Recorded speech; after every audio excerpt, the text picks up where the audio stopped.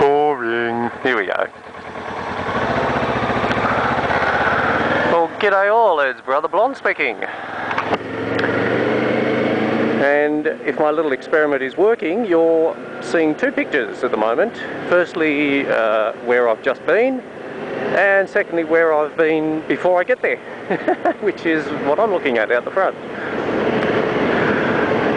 It's a beautiful sunny, well, almost sunny Wednesday. It's been raining a fair bit and the road's starting to dry out.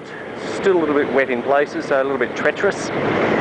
And just finished watching a really interesting vlog by Danmoto73, who was explaining how he got into motorcycle riding, when it all started and all that. So if you're interested, go and watch. It's interesting. That's why I called it interesting.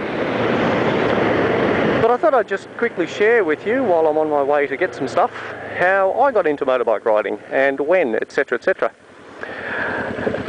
When I was a young teenager, one of my older brothers, who is the father of my nephew Al,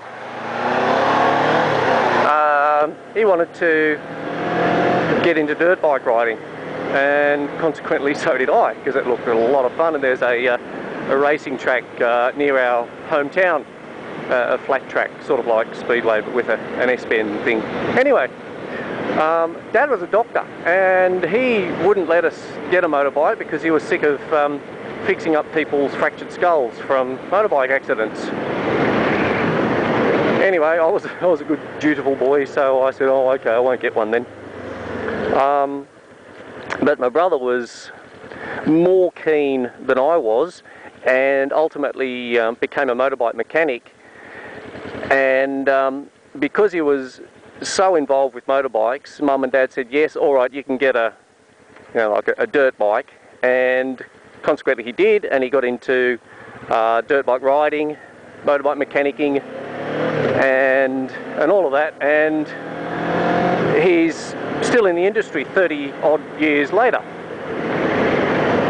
So anyway, with me, the interest left, and I pursued other things, model aeroplanes, and ultimately full-size aeroplanes, which is my job now, is pursuing aeroplanes. I haven't caught them yet, but I'm sure I will eventually. And anyway, about 3 years ago, a little bit over 3 years ago, I was doing a lot of work which involved staying in hotel rooms, and for some reason every time I stayed in these rooms they all had cable, so they had Discovery Channel, and it was just happened that every time I stayed, what should be on the TV but American Chopper, the Great Biker Build-Off, and Fox Sports with motorbike racing.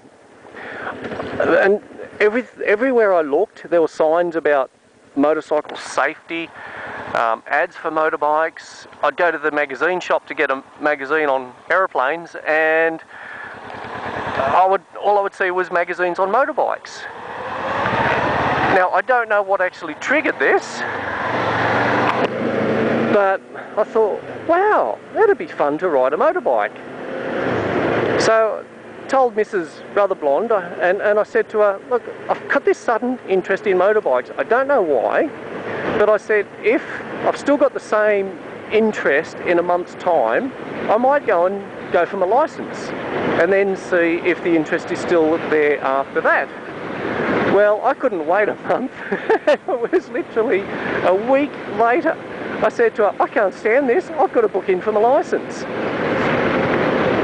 So I did, and then I rang and told my brother. And his first words to me were, quote, "At your age, you're mad." And I said, okay, I know I'm mad, but I really want to do this. And I said, look, you've been around long enough, you're still alive, you obviously know what you're doing. What advice can you give me? And he said, well, the best advice I can give, and that's what he gave to all his customers, he owned his own motorbike shop for a few years, was to get a dirt bike. learn to ride your bike in the dirt.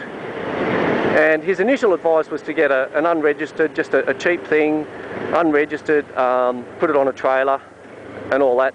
And I said, well, I logistically can't have a trailer, can't store one. And I said, I really want to learn to ride, you know, on the road. So he then steered me ultimately to the KLX 250. So the majority of my riding was in the dirt. And of course I'd have to ride on the road to get to our dirt spot. And I learned so much of my riding skills in the dirt. And I'd seriously recommend that to anyone who wants to get into motorbike riding, if at all possible, if it's practical where you live, get into dirt riding. Now, I'm probably going to get a lot of flack from those that solely do road riding.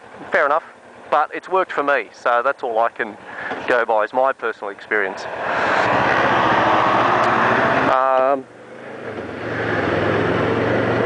So that's basically how I got into it. Now, I've still got the KLX, as you've seen on other videos. Still have an absolute ball. Still go stupid and fall off and all that. But I've never fallen off on the road, which is, I guess, the ultimate goal. The ultimate goal is to not fall off, I should say. Anyway, so I had the KLX for about 2 years, and then I bought this thing about 18 months ago, thereabouts. And I love both types of bike riding, be it in the dirt where I just go, you know, stupid and have fun, or on the road where I'm sensible and have fun. Now, I got into vlogging virtually by accident. I was just scrolling through YouTube looking for trail bike riding videos, particularly on how to go over jumps, because that's sort of the stage I was at the time. I wanted to be able to jump. And I came across this guy by the name of Danmoto73. So I just watched his video, or one of them, and I was hooked. I thought, what a great idea. Stick a camera in the helmet and prattle on about nothing in particular, or something in particular.